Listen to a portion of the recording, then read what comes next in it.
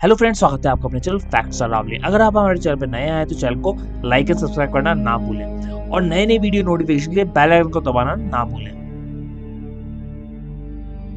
आज का हमारा विषय है गॉड इंद्रा अलग अलग धर्मों में किस प्रकार से समझाए गए हैं। हिंदू धर्म, बौद्ध धर्म, जैनी धर्म, ताओवाद, पारसी, यूरोप, बाली में इंद्र वेदों के अनुसार इंद्र देवताओं के नेता या राजा और स्वर्ग लोक के स्वामी है। ऋग्वेद में उन्हें शक्र यानी शक्तिशाली के नाम से भी जाना जाता है। वह बारिश और तूफान के देवता हैं। वैदिक काल में देवताओं की संख्या 33 मानी जाती थी और इंद्र उनके स्वामी थे। युद्ध के देवता के रूप में उन्हें पूर्व का प्रतिनिधित्व करने वाली दिशाओं के संरक्षक में से एक माना जाता था। वैदिक भारतीयों के पसंदीदा राष्ट्रीय देवता के रूप में इंद्र के पास ऋग्वेद में लगभग 250 भजन हैं।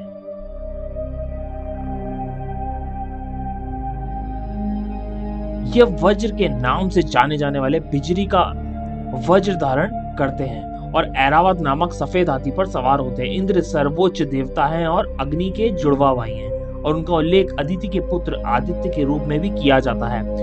उनका घर स्वर्ग में मेरु पर्वत पर स्थित है।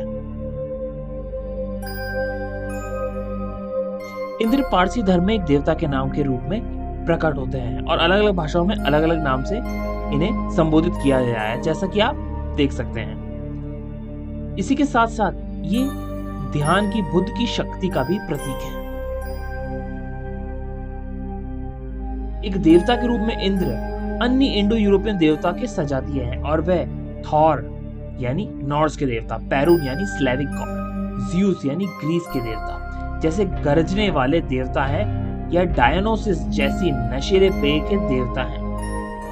मितनेनी के देवताओं में इंद्र के नाम का भी उल्लेख है, जो एक हुरियन भाषा के लोग थे जिन्होंने लगभग 1500 से लेकर 1300 बीसी तक उत्तरी सीरिया पर शासन किया था। बौद्ध धर्म और जैन धर्म में इंद्र को आमतौर पर उनके दूसरे नाम यानी शक्र या सक्का के नाम से जाना जाता है। हालांकि शक्र को कभी कभी इंद्र की उपाधि दी जाती है। आमतौर पर देव नाम इंद्र देवों के भगवान है।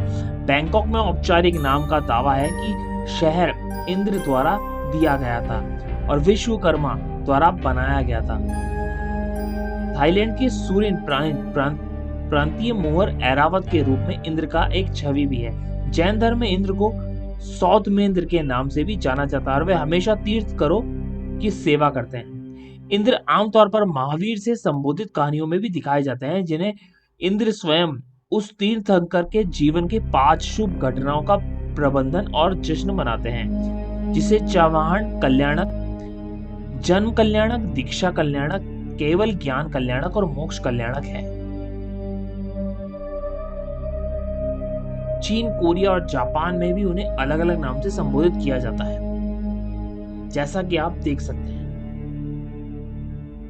जापान में बौद्ध कला में इंद्र हमेशा ब्रह्मा के विपरीत दिखाई देते हैं। ब्रह्मा और इंद्र को ऐतिहासिक बुद्ध के संरक्षक के रूप में एक साथ सम्मानित किया जाता है और अक्सर शाका को अपने पहले स्नान कराते हुए दिखाया जाता है। हालांकि इंद्र को अक्सर सुदूर पूर्व में एक बोधिसत्व के रूप में चित्रित किया जाता है, विशेष रूप से तांग राजवंश के पोशाक में। उनकी प्रतिमा में एक मार्शल पहलू भी है, जो अपने हाथी की सवारी के ऊपर से वज्र का संचालन करते हैं। कुछ बौद्ध ताओवादी जेड सम्राट को इंद्र की दूसरी व्याख्या मानते हैं। बौद्ध धर्म में हुआन स्कूल और अन्य जगहों पर इंद्र के जाल की छवि सभी चीजों पर शून्यता का रूपक है। बाली में तीर्थ एम्पुल मंदिर की उत्पत्ति की लोककथा इंद्र से संबंधित है। पवित्र झरने का निर्माण इंद्र द्वारा किया गया था, जिनके सैनिकों को एक समय माया दानव ने जहर दिया था। इंद्र ने उन्हें पुनर्जीवित करने के लिए अमरता का एक फव्वारा बनाने के लिए पृथ्वी को छेद दिया। प्रत्येक मानवंतर के 14 इंद्र हैं। प्रत्येक मनु एक युग के दौरान शासन करता है, जैसे मनवंतर कहा जाता है। 14 मनवंतर एक कल्प बनाते हैं, जो ब्रह्मा के जीवन का एक दिन के अनुरूप अवधि है। प्रत्येक मनवंतर में एक इंद्र होता है, अर्थात प्रत्येक कल्प में 14 इंद्र बदल जाते हैं। कहा जाता है कि मार्कंडेय ऋषि की पूरी उम्र एक कल्प की होती है और उनके नाम पर मार्कंडेय पुराण नामक पुराण में मानव आयु और सौर वर्ष के अनुरूप सटीक उम्र का विवरण दिया गया है। निम्नलिखित सूची में विष्णु पुराण के अनुसार 14 मनवंतर जो 14 मनु को संबोधित करती है, उसी प्रकार हर मनवंतर में एक इंद्र होता है जिनके नाम अलग अलग हैं, जैसा कि आप देख सकते हैं। ऐसी और रोचक जानकारी जानने के लिए जुड़े रहिए हमारे चैनल से। धन्यवाद।